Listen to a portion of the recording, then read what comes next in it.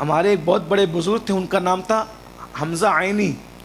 उनके पास एक पंडित जी आए और पंडित जी ने कहा कि हज़रत साहब एक मसला पूछना है। अल्लामा हमज़ा आइनी मारवी से कहा एक मसला पूछना है। बोले आपके यहाँ ये अक़ीदा है तकदीर का कि दाने दाने पे लिखा है खाने वाले का नाम, तो ये बताइए कि इस दाने पे किसका नाम लिखा है। वो बहुत बड़े वली थे, साहिब कश्फ थे।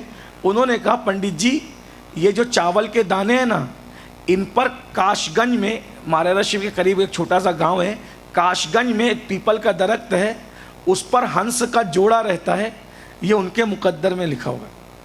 पंडित जी ने एक मुसलमान वली का मजाक उड़ाने के लिए एक हंसी ली और उसको डाल लिया मुंह में। ये सच्चा वाक़या है। आजकल पढ़े लिखे लड़के इन सब चीज़ों का भी मजाक उड़ाते हैं, लेकिन हम लोग रूहानियत से ताल्लुक़ रखते हैं, हम इस पर ईमान रखते हैं, क्योंकि अल्लाह अपने दोस्तों को बहुत नवाजता है। तो बहरहाल तो उसने मुंह में डाल लिया और हंसने लगा। देखा आपकी तकदीर का अक़ीदा तो ख़त्म ही हो गया। आप कहते थे तकदीर में जो लिखा वही होगा, मैंने तो खा लिया ना उन हंस के हिस्से का रिस्क। उस बुजुर्ग का हमने जो जानते थे, जितना हम जानते थे उतना कह दिया, आप जानो आपका काम जानो। पंडित जी उसको खाकर पेट में दर्द हुआ, इतना इलाज कराया, कोई इलाज काम ना आया।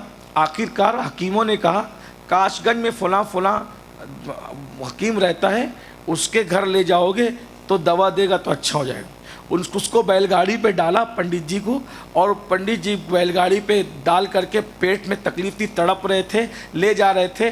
काशगंज आया, वहाँ पर पंडित जी को उल्टी हुई, चावल के दाने निकले और उसके बाद हंस का जोड़ा नीचे आया और उन्होंने चुक करके वापस ऊपर चले गए।